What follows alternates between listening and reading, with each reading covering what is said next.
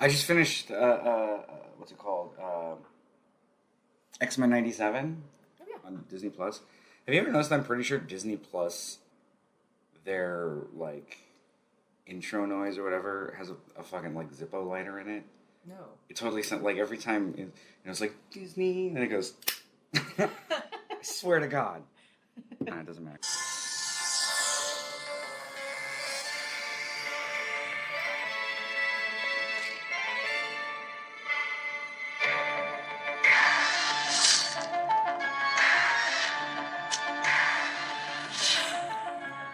I have like a fade out spot. So I'm just gonna fade out there. Hello! Hi, everybody. Welcome to a new Vertigo Voices. That was the theme to Dead Boy Detectives. Because we're going to talk about Dead Boy Detectives today. Surprise, that wasn't just a for opening. It wasn't just a whim. Actually, no, we're not going to be talking about that. We're going to be talking about Marvel Masterworks cards. Masterpiece cards. Oh, yeah? No, I just... These have been sitting here for like a month. There was a Kickstarter campaign ages ago about Joe Jusko's Marvel Masterpiece cards from the 90s. Oh. They're releasing a hardback book about them. And I put in for it on Kickstarter, but the goal went so fucking far. Or no, the amount that they made went so fucking far over their goal. They wanted like 25,000 or something, and it made like 300,000 or something. Wow. So they just started like throwing out extras. Like, fuck it, I don't know. You can have a metal Hulk card and a fucking Psylocke card that's made of gold. Like, why not? And this got some weight to it. Oh my goodness, yeah, it does. Yeah, so the book hasn't even arrived, but these have. Gosh, you could hurt somebody with this. Yeah, so Nice. And they were just sitting here, so for some reason I made a joke about switching to Marvel. Anyway, Dead Boy Detectives. I don't know, what do we have? I don't really have any good Colby Has issues. I don't have any fucking news. I'm fucking out of it, man. I can't think of any comic book news. I think I'm on like a 2-day hangover right now. Well, if you don't know the comic book news, then I definitely don't, because I mean, I don't know. Fucking, there's a Superman picture Superman. You see that? I have not seen it. Oh, wow. James Gunn released a picture of, what the fuck is his name? David Cornsweet? Is that his name? I swear to God, I'm pretty sure that's what it is. I'm David Cornsweet. Oh, so it is. I'm not kidding. Here we go. Here's the first picture of Superman. There we go. There we go. Fucking okay. Finally. Yeah. So there's like a big creature laser in the background, and Superman putting his boots on, and his costume's all fucked up. Light in the sky. He's got the Kingdom Come logo. I like that. Kingdom Come's probably my favorite Superman story. Good costume. A lot of texture on it. Got the red trunks, you can see. Oh, yes.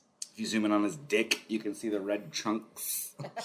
We appreciate authenticity. I was doing that for scholastic purposes. I'm not... But of course. I'm not comparing junk sizes of Superman. No. Not doing that. That's not what this is about. No. Junk size ain't got nothing to do with it, okay? This is a scholarly discussion. Yeah.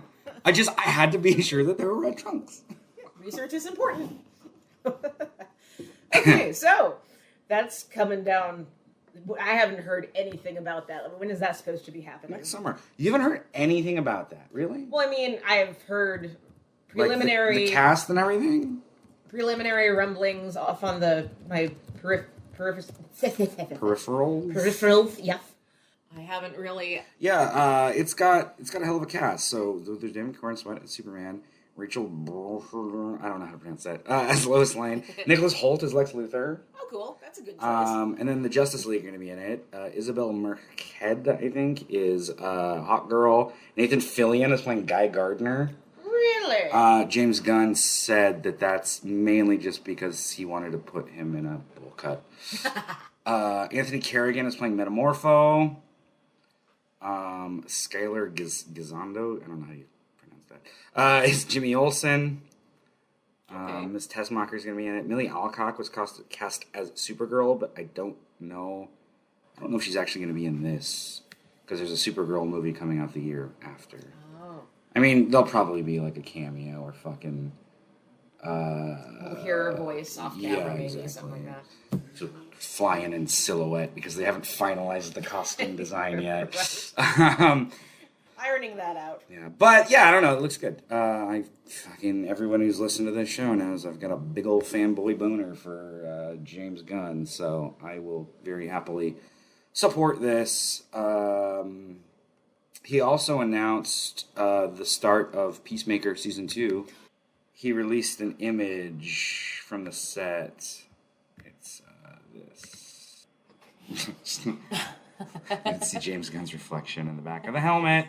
All right. He also announced a new cast member that I thought was really fucking cool. Is Frank Grillo is going to be on it. He was Crossbones in the Captain America movies. Oh, he was okay. in a couple of the Purge movies. But anyway, he's playing Rick Flag Sr., Rick Flag's dad, which is interesting because he's already played that character in something that has not yet been released yet. James Gunn's own Creature Commandos. When's that supposed to come out? It's coming out later this year? I don't know. So it's an animated series that's set in the DC universe, and Frank Grillo plays Rick Flag Sr. in it. And James Gunn said that he cast all the people in this knowing that at some point he'd like to get them into live action. Okay. So the fact that he's already planning that is pretty cool. Like David Harbour is playing Frankenstein in it. Oh, neat. What's her name? Maria, the Borat's daughter. Borat's daughter. What the fuck is her name? Maria something. She was on. She played Cosmo in Guardians of the Galaxy 3. Okay. So they know each other. Like just Borat's daughter. Yeah. That's how I know. She plays this vampire lady. Excuse me.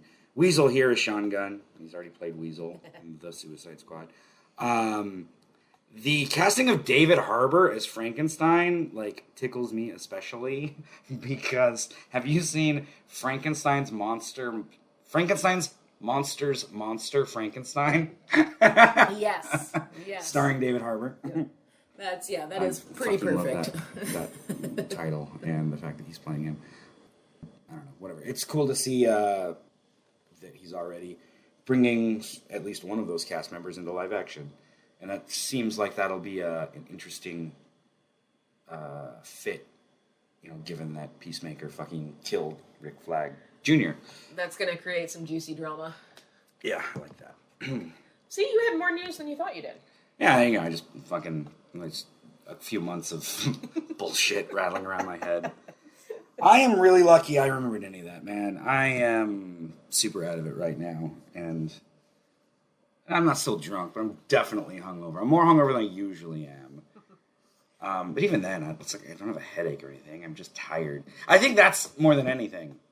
Because I woke up at like fucking 5:30 this morning after going to bed at like 2. Yeah. Well, that's always the sucky thing about, that you're tired, but then your body kicks into gear in the early morning hours, and it's like, no, let's get up right now. I didn't have a reason to get up early. I just fucking did. Well, you're maintaining very well. Yeah, sure. Really? Because it sure doesn't feel like it. And I'm going to start the whole process over tonight. No, it's been a while. Oh, I say, no, that's not true. I was going to say it's been a while since I've gone out, but no, I went out last Saturday. For the goth party. That's great. Well, at least you're going out. Oh my god, speaking of the goth party, I have got a story. Wait, should I tell this story? Did you? Fuck it. I only know the name of like half of the people involved. So, okay, this is gonna be real Cliff Notey because I'm only gonna dive into one section of this story. But I was propositioned by 4 different people, unrelated, to finger them in the parking lot of the bar that I was at. Unrelated. These are people that did not know each other. Well, see, these are the kind of parties that you go to. I like get excited because I'm going to get together with my friends and like have a drink and go to bed before 10. Do some knitting. Do some knitting. Yes. Talk about our cats. Oh, that was cat talk.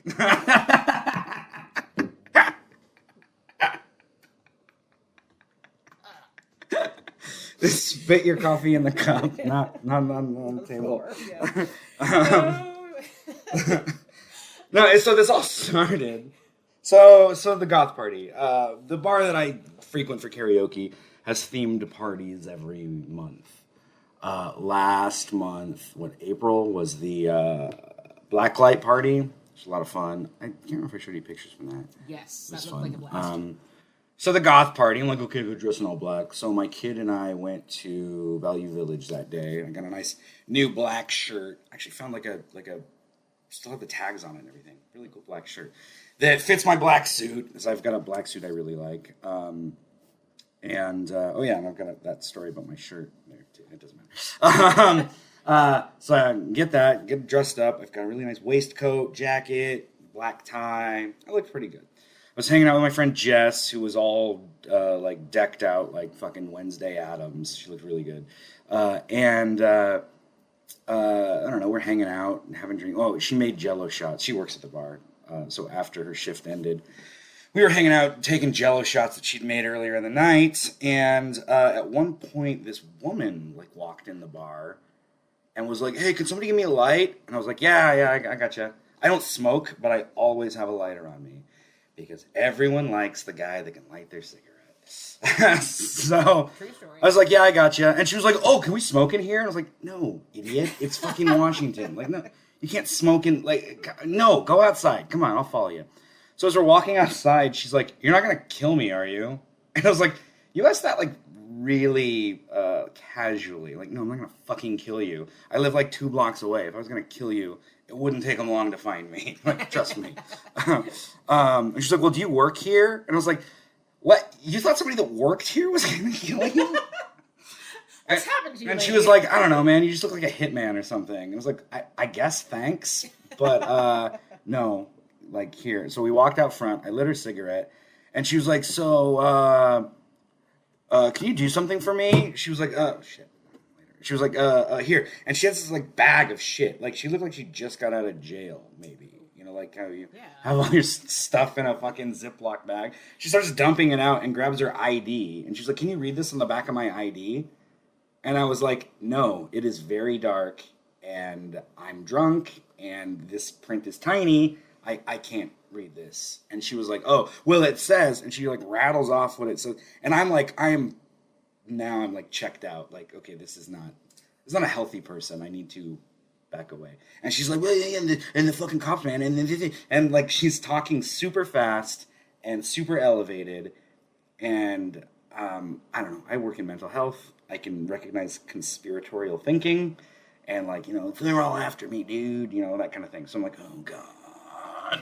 And I'm looking in the like window to try, like, please have my name come up in karaoke, please. And I was like, yeah, I don't know what to tell you. And I like smiled at her, and she's like, "Oh fuck." And I was like, "What did I do?" And she's like, "You got a really nice smile. Like, you're so fucking hot." And I was like, oh god, don't do this.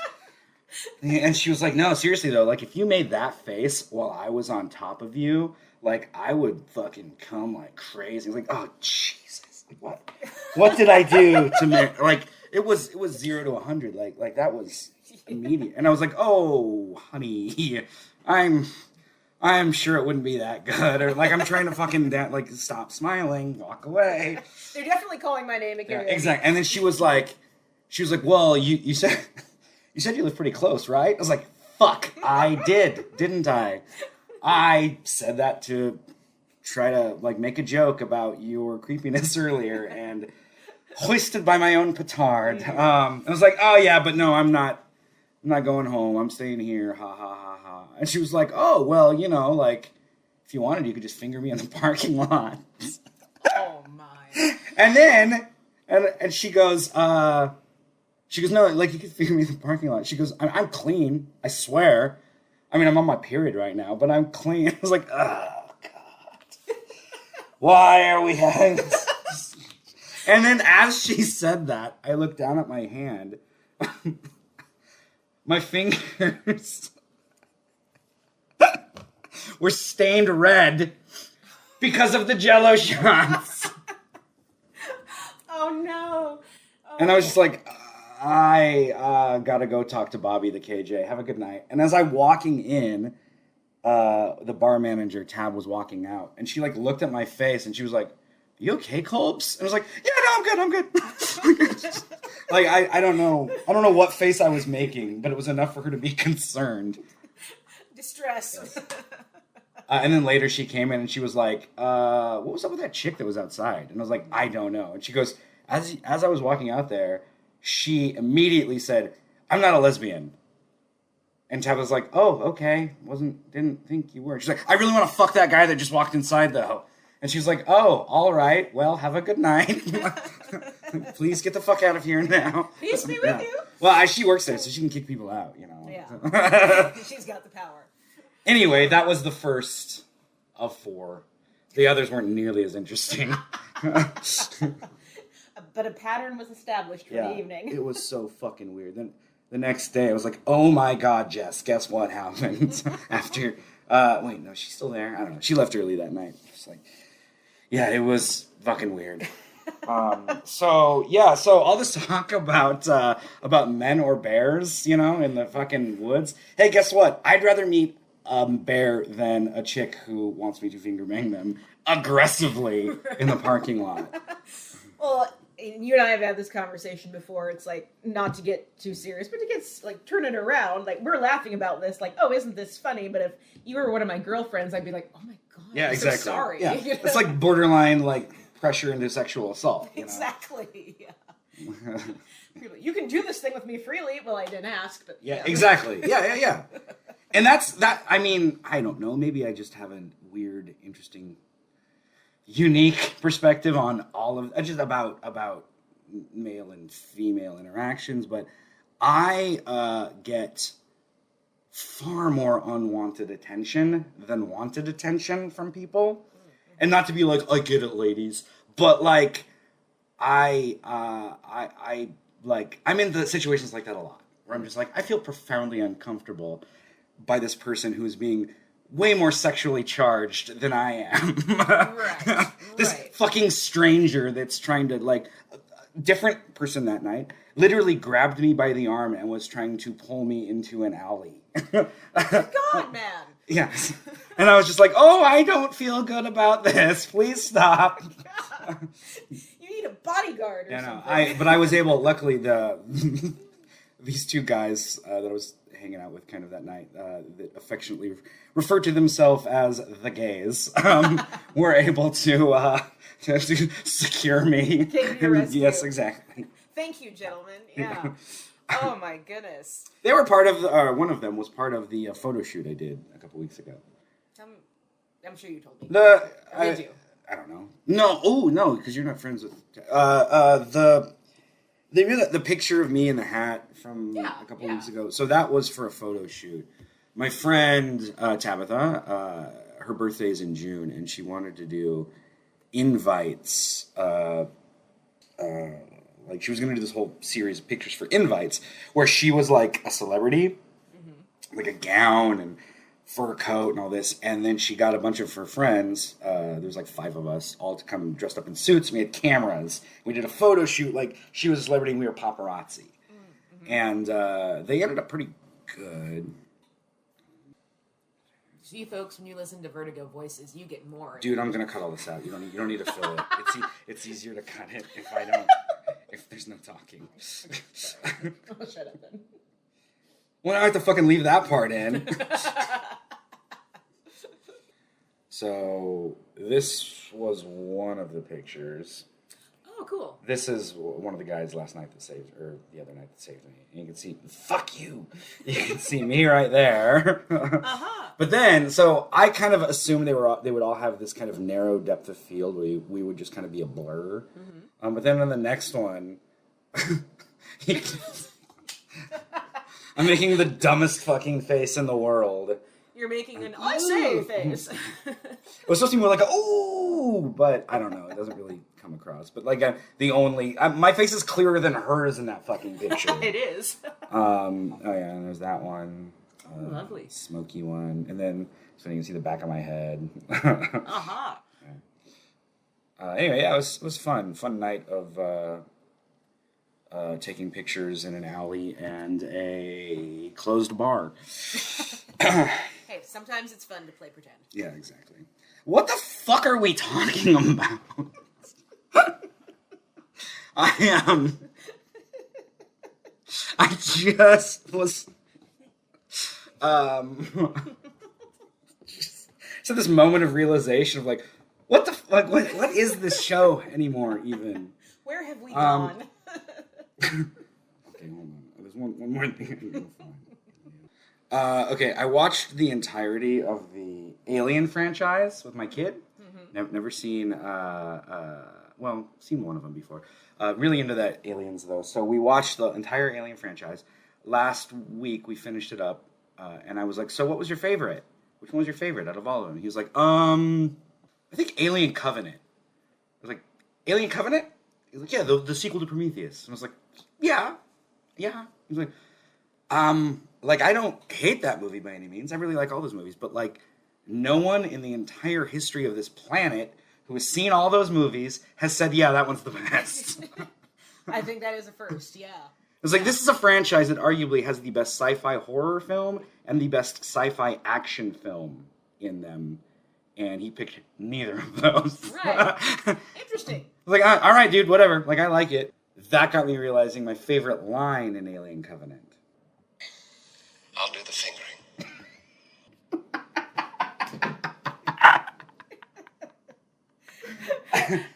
Alien Covenant is a comedy. It is a sci-fi comedy. No, that's an actual line in the movie. I know. Just fucking, I'll do the fingering. And he says it with a completely straight face. It's like it's a serious scene. It is. But yeah. But when you've got the mind of a fucking 15-year-old, and especially given my recent dalliances. So that night, I sent a screenshot of that to Tabitha after all the talk. And then I also sent her a gif of that scene in Constantine with Gavin Rossdale, and he goes, "Oh, finger looking good."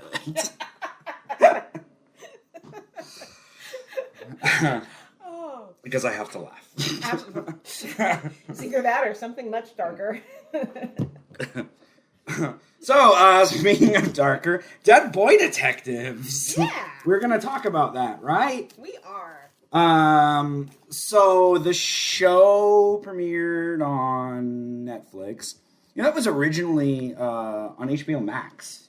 Like, HBO Max commissioned it after the backdoor pilot from Doom Patrol. Because the Dead Boy Detectives were on Doom Patrol, played by different actors. And that was kind of a backdoor pilot for a series. HBO Max commissioned it, and I think they filmed like most of it, and then they dropped it. And somehow Netflix acquired it and finished it off and released it. But yeah, so like based on the Vertigo comic, based on the characters that were originally in Sandman, Seasons of Mist, and it was fine. The end. Episode over. Thanks for coming. No, I thought it was charming. It didn't break any new ground by any stretch of the imagination, but there was enough there to entertain me to make me want to keep going. And if they do a season 2, I'll watch it, but from what I've heard about the numbers, there's a probability that won't happen. Yeah, who the fuck knows? Yeah. It took them like 2 months to decide that they wanted to get Sandman as season 2, even though it was number 1 for 6 fucking weeks or whatever. What's up with that Netflix? So I don't know. Yeah, overall I thought it was decent enough. A little goofy maybe for the source material. Right. But okay, so I had read Seasons of Mist, and I'd read what the fuck is that called? Children's Crusade. Yeah, the Children's Crusade, Free Country. I'd read both of those. I hadn't read any of the miniseries or the ongoing series, the DVDs. All right. But yes. I just literally was like, what are the fucking letters? DVD. Yeah, okay. Anyway, I haven't read any of the comics that the Dead Boyos are from.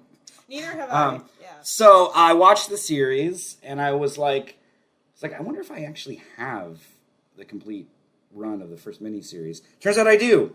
Oh. So I read through the first miniseries by Ed Brubaker and Brian Talbot. It's not at all like the show. This is from like 2001, I think. The comic's better. I like the cover. The villain, yeah, it's Dave McKean. The villain. Oh, so you know the library they go into in the show? Yes. There's like a sign in the background that says like Port Townsend Library. It's this. It's that. It font. is. Yeah. The original miniseries has that same font and like circles or whatever as that library. Okay. So the comic book is much more tied in with the Sandman everything. It's all about the Dead Boys getting tasked with finding out who's kidnapping kids. And they eventually stumble upon this guy that's like, it's actually an immortal dude that's been killing these kids. He's like taking their life force to stay young forever. His name is Gilles de Rais. He's a real French historical character. And they're like, oh shit, we gotta fuck him up. We're gonna find him, And he's like, yeah, but he goes by a different name now. And they're like, oh, what is it? And he says, Robert Gatling. Oh. Hob. Oh, okay. Nice So they're hunting down Hob. Yeah. And then it's obviously, like, if you know Sandman, like, well, Hobb's not the fucking killer. So it's actually the guy that sent them out is really Gilles. And he and Hob have had a contemptuous relationship over the years because he's trying to steal Hobb's immortality. And Mad Hetty's in it. I really liked the comic. The show, I very obviously adapted some of that with the witch lady. What was her name? Esther. Yeah. Very obviously took that from the Gilles villain, but changed her significantly. And then I also read the first issue of the ongoing series from 10 years ago. Oh. And that one introduces Crystal Palace. Yes. Also, very different character from the show. In this, she is the daughter of two artists, and it opens with them stealing a painting as a piece of performance art, where they're going to steal a painting and then replace it with one of their own, and it's like very heavily televised. Like literally, there's like cameras there as they're stealing it and shit because modern art. Yes, publicity stunt. It's far more about the publicity than it is about the actual art. And then she gets like knocked unconscious by a grenade. Confusing. And the boys are trying to save her, and then she wakes up from a coma and for some reason decides to go to the boarding school that they were both killed at. And the first issue ends with her going there and seeing the same headmaster that was there when Charles was there. And he's like, that's weird. Why would he still be here? Like, because that was 25 years ago, or however long. So I don't know. I've only read the first issue of it, but it was interesting enough. Okay. The character of Nico in the show is not in the comics at all, but she is very obviously based on one of Crystal's friends. I can't find the fucking name. I should have double-checked that. But she's in this particular... kind of. She's not a very big character. Okay. The fucking butcher shop owner is new for the show. Yeah. That's Kaylee Cuoco's sister. So I thought the last name was familiar. But yeah, she was Quirky. No. I guess that's my biggest criticism of the show. And it's not a big one because, again, I did enjoy it. But it does that kind of like Gilmore Girls vernacular, Very much so. Where in real life, if you hone in on your friend's problems like that, and you're like, tell me, then you're likely to get told to fuck off. Yeah. Suck a fucking dick. Exactly. And they do a lot of that in the show, which again, it's not bad. It doesn't make it horrible, but I am slightly burnt out on that. Yeah, everyone's so fucking quippy and Right. And it's like, dude, like Edwin, dude, you're from like 1912. You wouldn't be that quippy. I realize you're a ghost and you've lived this whole time, but like, you're largely, or people largely are a product of the world that they were born into. You know, Right. You know what you love. I'm not going to be talking like a 12-year-old in 30 years. You know, like I'm just, No. like a 12-year-old of I don't know, whatever. You get it. And I don't know that was one of my biggest complaints about the show, as I felt like Edwin and Charles, their personalities were too similar. Oh, really? Yeah, they're very. I mean, they're kind of on the same. I mean, they're not always on the same page, but if you were to give me any random smattering of dialogue from one to the other, I don't know that I'd be able to tell you which one said it.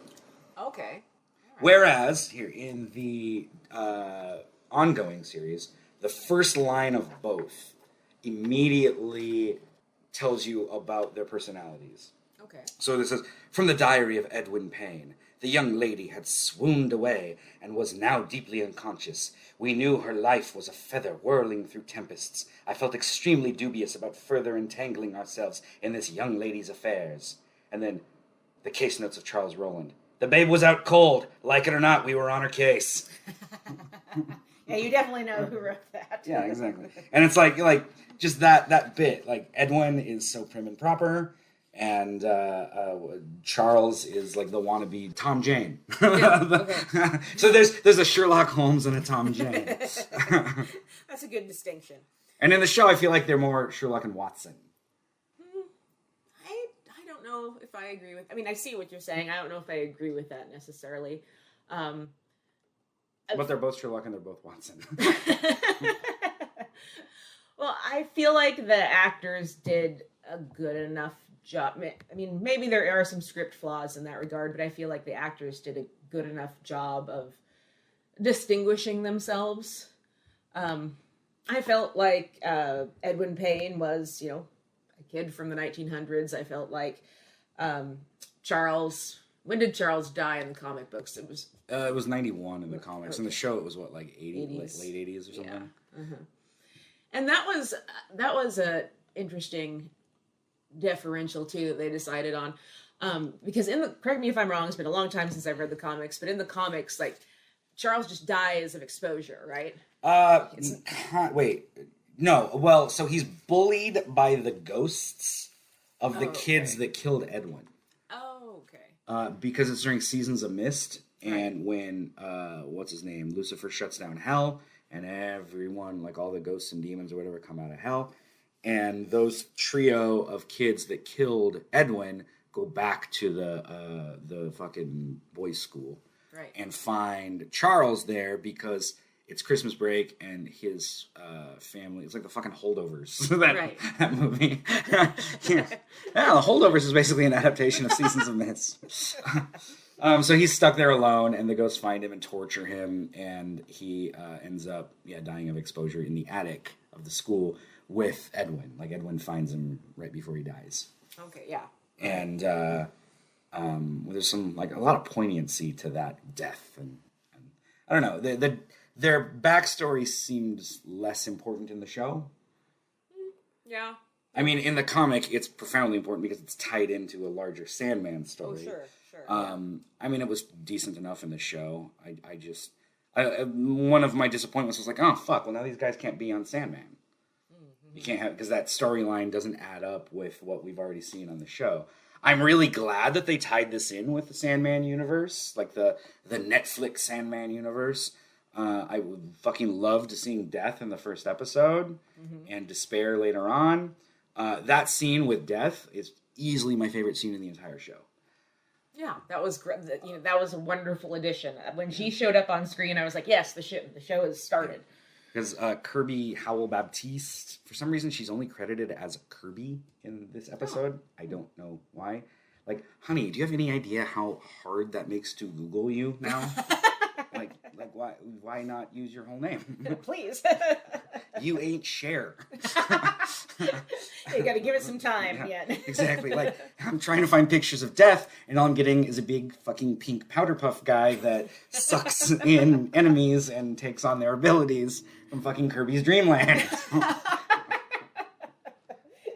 Does make the research a little bit more difficult.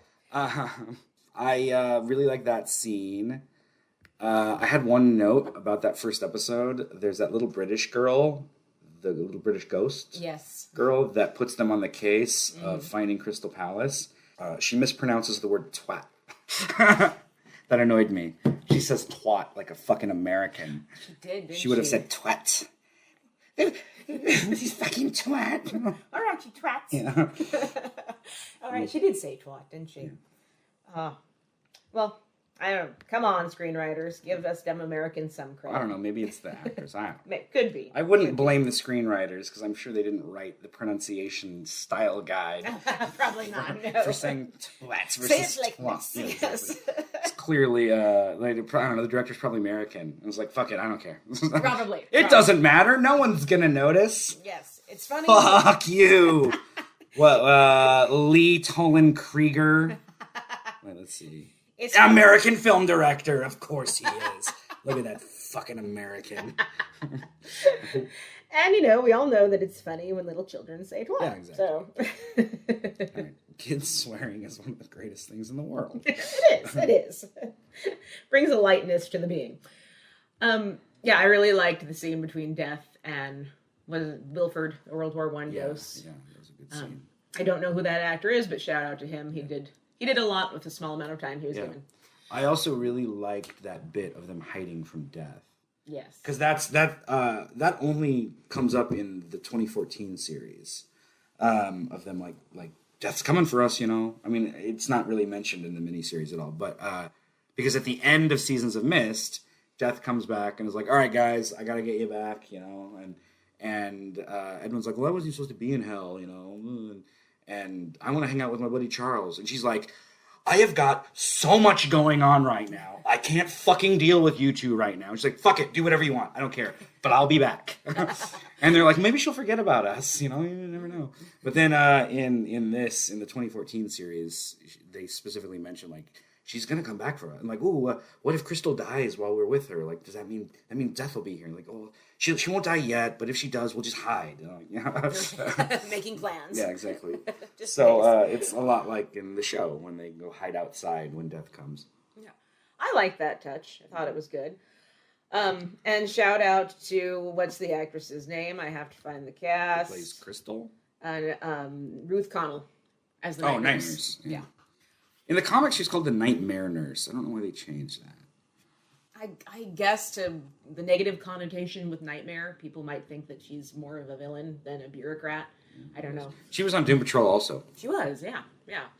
And I like that actress. I think she does a good job. Yeah, I don't know, that like bureaucracy angle of the underworld. I don't know. Was that supposed to be hell or no? It wasn't Purgatory hell, kind of. I guess. Yeah. I don't know. I didn't really like that. Yeah. I felt that's like it reminded me of Good Omens. Oh yeah. Which it's been done way better in Good Omens, Mm-hmm. and it felt very like it also felt like John Wick, the fucking like secretaries in John Wick and their 1950s style, yeah. And like that like whole what's the word? Kind of a juxtaposition of this weird old timey look and a modern fucking system. And yeah, technology, exactly, and it's just like I get it, I get what you're doing. Like immediately, I was like, okay, I get it, yeah, all right. Okay. Yeah, you're right. That aesthetic has been done before. It's not like overused in this. No. Although the whole show kind of had a neon 1950s aesthetic to it, like the relentlessly quirky butcher shop. That felt like it came out of iZombie, the show iZombie. I still haven't seen that yet. That is one of those relentlessly quippy shows. Like I was almost thinking that this was what's it called? The showrunner. I was thinking that the showrunner was going to be Rob Thomas, the guy that developed iZombie. Oh, not that Rob Thomas, different Rob Thomas. Yeah, of course. Although the other Rob Thomas is on this show at one point. Really? Yeah. Oh, like a fucking meta joke. iZombie, not. Deadwood Detectives. No. But like so, okay. iZombie, an example of the quippiness. The main character, who is a zombie, who is trying to live more, her name is Liv More. Oh. That's not her name in the comic. And literally, her name is Liv More. Her old boyfriend they don't show it. Her old boyfriend is named Major Lillywhite. Major Lillywhite. So very very on the nose. Yeah. There's a god damn it. Oh, there's a meat restaurant, meat store, I don't know, whatever. There's a meat place, like a fucking meat shop, butcher shop. Jesus Christ. There's a butcher shop that they go to often in iZombie called Meat Cute. Oh God. Okay. Well, So yeah, what is it about Vertigo adaptations and butcher shops? I don't know. Popular hangouts, I guess. But probably the most unrealistic thing for me that was hard for me to buy, and this is a nitpick, but in this economy, the fact that she could afford that fantastic fucking apartment above the butcher shop. Yeah, oh, for sure. Especially someone who's, we keep getting reminded they're supposed to be teenagers. And no offense, again, it's the actress who played Crystal Palace did fine, but she does not look like she belongs in high school. For sure. So the actors also, like, in the comic, the dead boys are supposed to be 12. Yes. And in the show, I think they said they were 16. They aged them up. Yeah, which makes sense, but also, like, I mean, the younger the better. And I think it's more interesting if it's a ghost kid that's literally, like, a kid. And not, like, essentially an adult. Right. A young adult. Did they say Crystal Palace's parents' names? I in the don't show? think so. I don't recall. Because I'm looking at the notable guest. It says their name. So her mom is named Maddie Surname, and her dad is named Seth Von Hovercraft. Because they're idiot artists. Of course, like, that's the joke. of course. One of the jokes in the comic is that when she's born, their first piece of art with her, like their first piece of performance art with her, is like when she's a newborn, they tattoo Maddie's surname on her forehead. Oh, God. No wonder she's messed up, poor girl. Yeah, very significantly different character. The whole demon possessing her is not in the comic. I like what they did with her, and I like the actress, but yeah, very different. The Cat King is also a creation for the show. Obviously, cats are very deeply woven into the lore of a lot of Neil Gaiman things, like Bast and Sandman, and Right. I feel like that should have just been Bast, though. Like, Really? because yeah, it's a fucking like cat god. Like, True, yeah, yeah. that's literally Bast. That would be a more direct connection to... Yeah, but I don't know. Whatever. That was a Count the Cats. I don't know. That's one of those things that felt very Neil Gaiman-y. Mm-hmm. Like, ooh, I'm locked to this place until I count all the cats. But the way they do it in the show is just a little like every time he sees a cat and he's like 142, 142. You know, like, Yeah. it's I think it was supposed to be kind of goofy, but also kind of like, you know, like a fucking Sisyphean task, you know. Mm-hmm. Yeah. But I don't know, the goofiness was too much for me with that. Like I don't know how to describe what I'm feeling. Okay. It's the balance just didn't strike for me. And okay, understandable.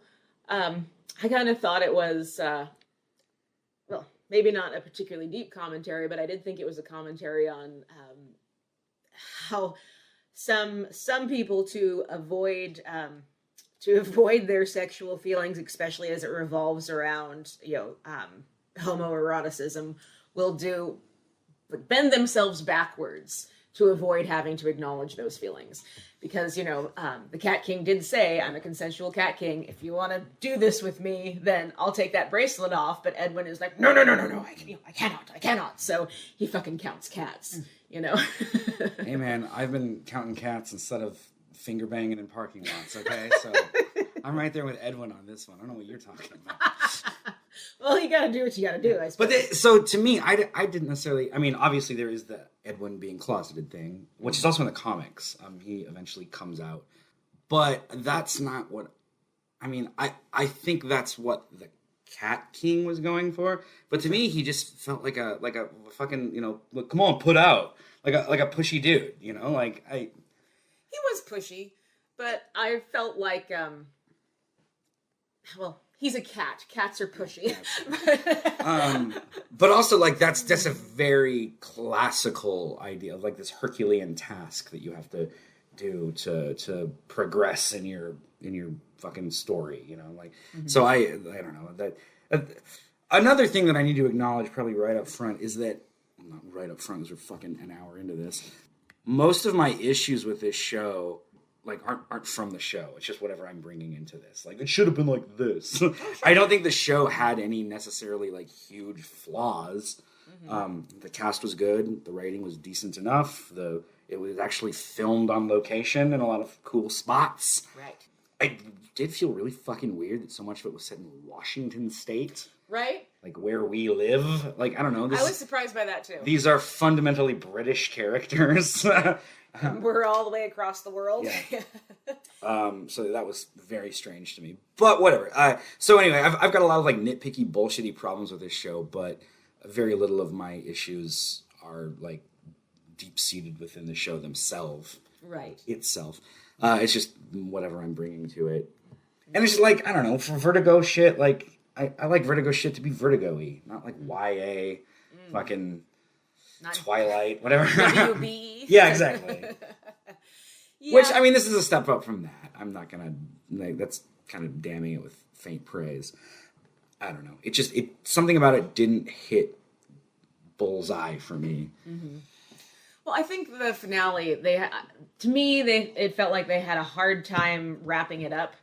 The snake is there, which, really, I didn't think really led to anything. I mean, it gave Charles something to do in the last act. Yeah. But I didn't really feel like that was a necessary part of the story. You could cut the snake out and just have Esther be someone who kills kids to maintain her beauty, like, in the comic book. So there were moments like that that were a little, I guess, just off-putting for me. I won't say jarring, but I was like, I don't know if this needs to be there.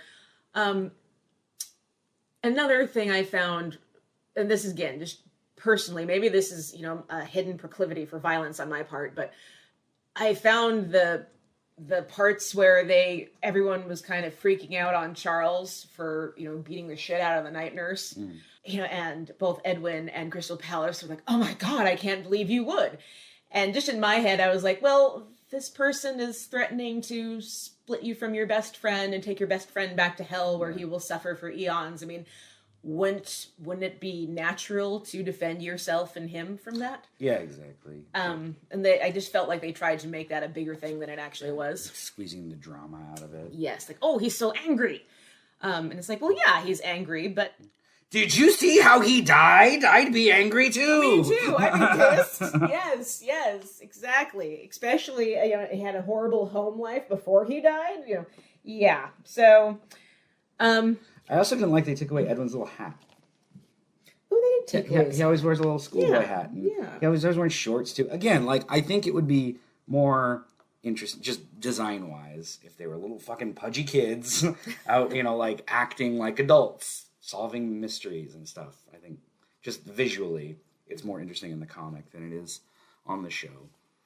Yeah, the sartorially on the show, they look like maybe they've just stepped right out of the pages of, like, Teen Vogue. Yeah. I think it would be harder to do with little kids. Oh, a million times harder. That's why they didn't. Yeah, exactly. Because you can cast a 22-year-old to play 16. Yes. You can't cast 18 to play 7. No. Yeah, exactly. So yeah, like you said, overall, is it as good as Sandman? No, absolutely not. Do I find it offensive in any way in terms of the spirit of what it was going for and its addition to that universe? No. And again, I will watch season 2 if it comes out, but we'll see if that actually happens. If nothing else, I'm sure this is giving DC license to reprint the Dead Boy Detectives miniseries and ongoing and blah blah blah.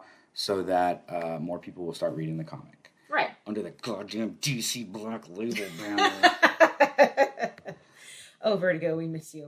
So for people curious about, like, the history of Dead Boy Detectives, there's a new omnibus edition that came out in October. Oh. For people curious about the Dead Boy Detectives, the starting point, obviously, is Sandman Seasons of Mist. I think their first appearance was issue 25? Issue 25. Good job. They also have a short in one of the Winter's Edge editions, Winter's Edge number 3. And then there was the miniseries, Sandman Presents Dead Boy Detectives. And then there was, they had an appearance in some of the DC anthology series. Oh. Ghosts, Time Warp. I remember that. I got Ghosts. Wasn't very good. I really wanted to like it, but it wasn't a great anthology. And then they were a part of a miniseries as a part of Sandman Universe a couple years ago. I think 22. Okay. Admittedly, I haven't read a lot of the more recent stuff. I probably should. They're really fun in Children's Crusade / Free Country. Yeah. I really liked them in that. And I remember us talking about this like 2 or 3 years ago when they showed up on Doom Patrol. Because I was like, ooh, Dorothy Spinner was a part of Children's Crusade and Dead Boy Detectives. Maybe we'll get a Children's Crusade crossover. No, never did. Alas. Yeah. Well, then that's a good point. I mean, if anyone out there who's listening to this is unfamiliar with Dead Boy Detectives, I'd say start with Children's Crusade. Or just read Sandman. Sandman, yeah. Start with Sandman. Just always start with Sandman. Wherever your vertigo path takes you, always start with Sandman. All roads begin with Sandman. Yeah, exactly. There's many divergences, but Sandman is always the starting point. Can't go wrong. So I would give this a Vertith slow. Are we still doing that? Are we still doing the needlessly myopic rating system? Why not? I'd give this a Verta DBD.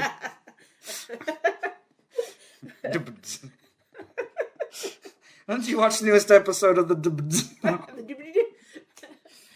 I can't recommend the Dibbidi strongly, but... Also, in the miniseries, they call themselves, the Roland and Payne Detective Agency? Something like that, yeah. But in the first issue of the ongoing, one of them says, like, we're the Dead Boy Detectives.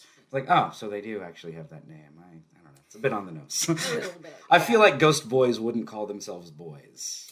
But probably not. They'd be like, no, we're the fucking, we're the, like, badass detective agency of full-grown men. Something very mature. Yeah, exactly. Yeah.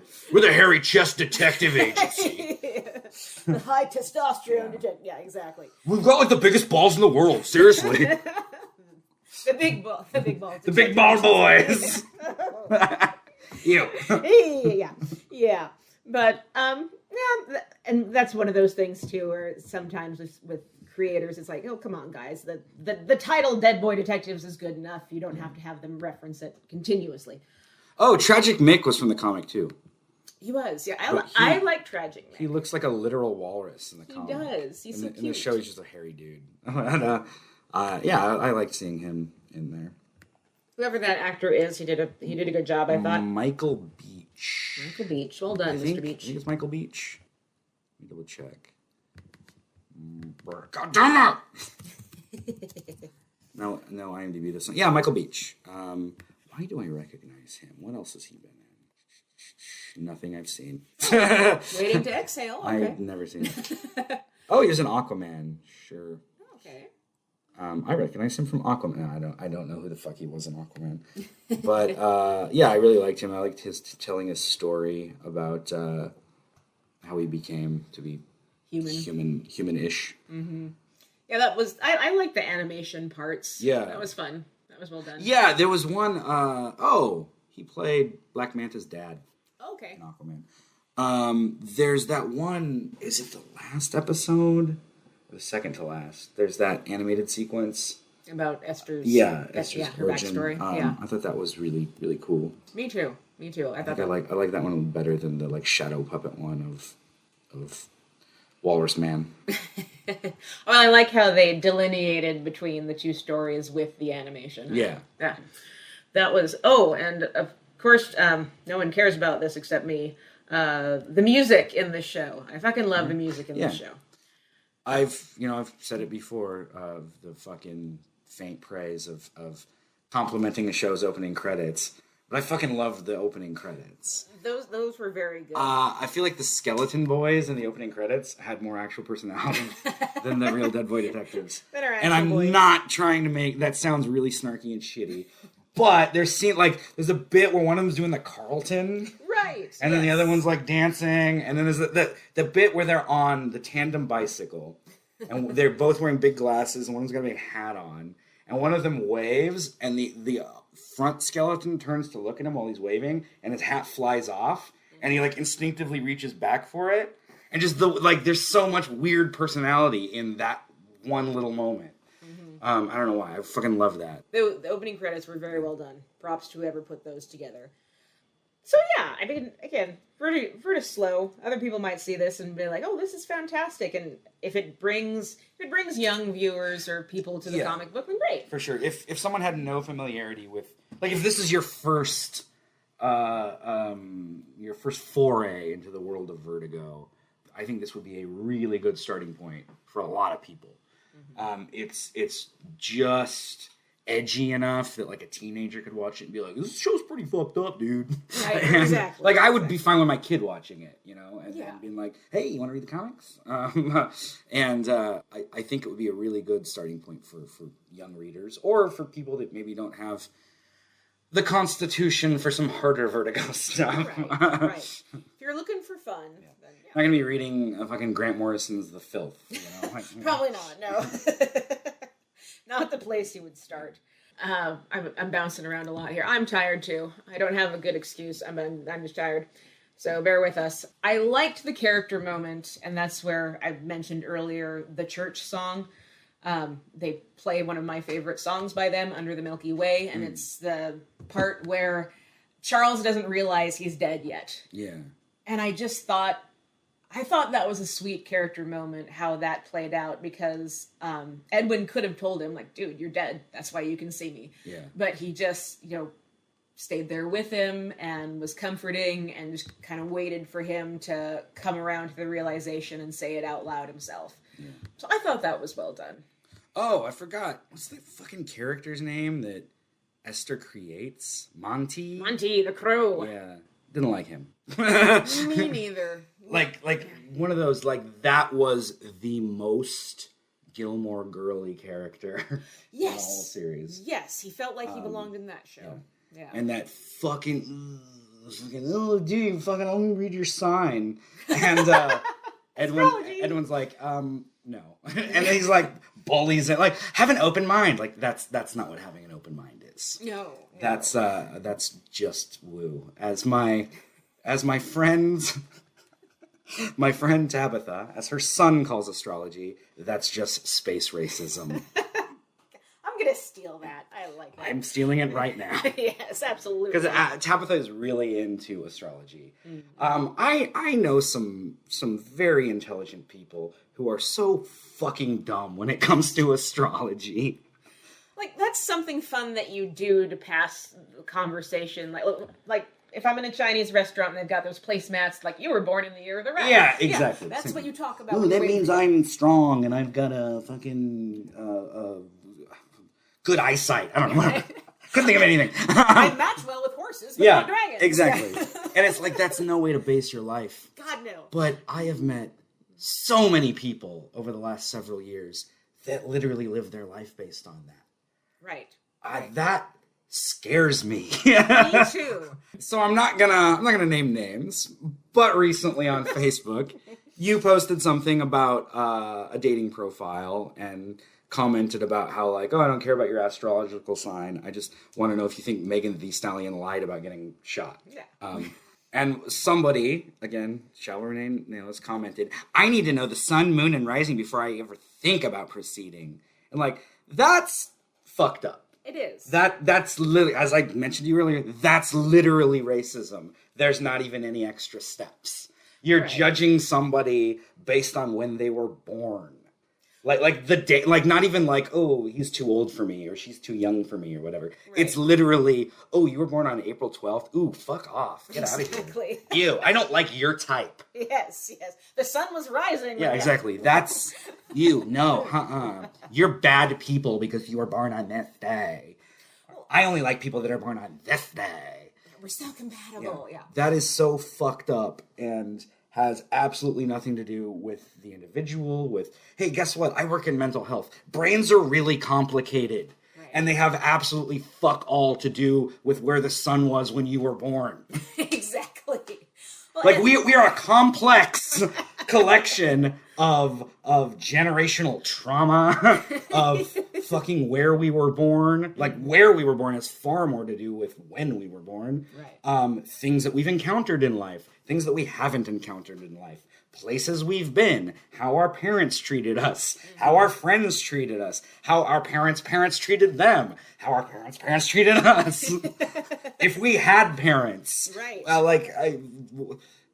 Your parents' income has far more to do with who you become than the fucking astrological sign. Like, Right. generational poverty is a huge factor in personality, and like none of that is to say that you should ever judge anyone based on any of that.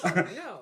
You should get to know someone and judge them based on how they treat you and or others. There you go.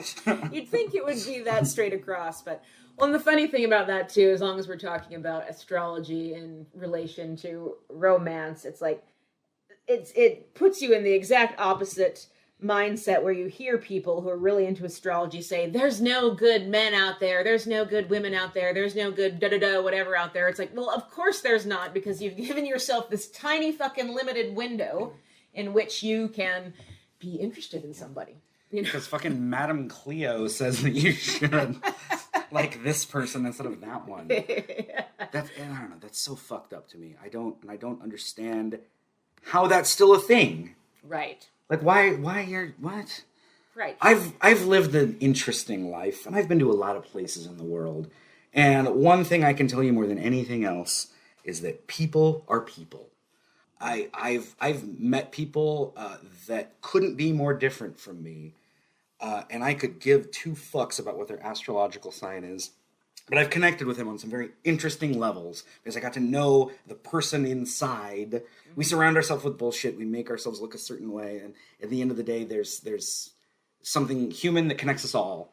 And it doesn't have anything to do with the goddamn stars. It has to do with this weird little planet that we're stuck on. And all of the various things here that fuck over our lives or make them better or whatever. Right. So to have, and that, I guess, how that leads back into the show.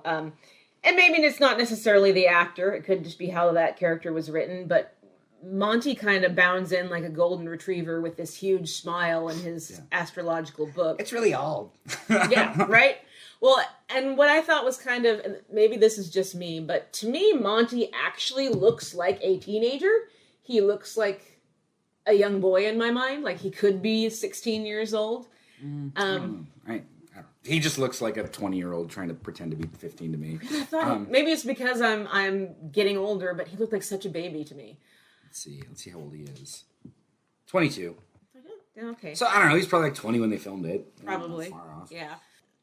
I don't know. I like the idea of maybe my hidden desire for violence. What the fuck ever. But the part where Esther was ripping Monty apart to rearrange him into a human. I was like, that's some dark ass humor there that I appreciate.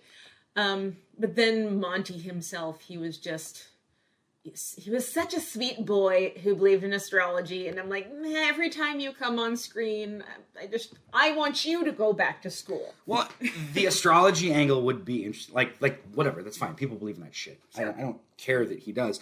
But the fact that everyone else like bullies Edwin into being like, no, fucking believe it. He's cute. Come on. Like, guys, don't change yourself for a boy. Come on. Exactly. Really? Exactly. Yeah. Don't do that just so someone will like you. Yeah. Fucking crap. Like, what? No. And the fact that have an open-minded one. Again, that's not having an open mind. No. That's not. That's just a different fucking dogmatic thought process. You wouldn't force somebody to go to mass with someone to just say, "Oh, have an open mind about the Catholic Church." Oh boy, howdy! Oh yeah. When you put it that way, that would get shut down fast. Yeah, absolutely. So yeah. Anyway, I don't. So that said, like the character quirk of believing in astrology, don't have a problem with that. Right. My issue is the way it's portrayed as something that is interesting, because it's not. Right, exactly. Yeah, and then just to turn around, you're being deceived by a witch's minion the whole time. Who cares what his moon and sun was driving? Yeah, exactly. That's the real lesson. It is. Is that people People who believe in astrology are really just human crows. They're trying to fuck over your life. Beware. Beware. Yep. Like fucking Bill Skarsgård, the crow. Has that come out even? No, I think it's this summer. I don't know. Okay. It doesn't matter. I thought it was coming out in April for some reason, but go back to our old episode and I'm totally wrong. But anyway, and Jenny gets a pass from me just based purely on the shallow aesthetical reason that I like to look at beautiful women with dark hair and goth makeup. That's it. Okay, man. I get it. We're gonna leave that at that. There you have it. Anyway, yeah, I don't know. There's nothing else to talk about. Yeah, is there anything else? I think we're good. We're over an hour. I'm done. Let's fucking call it. Yeah, watch the show. Read the comics. It's decent. I'm a nitpicky little fucking dildo today, so. A little bit of armchair directing going on, but that's okay. That's okay. If you have watched it, tell us what you think of it. Support Vertigo adaptations and Vertigo comics. Anyway, yeah, I think we're good. Goodbye. Goodbye. So is your astrology friend, is she going to listen to the show? No, not at all. Okay, thank fuck.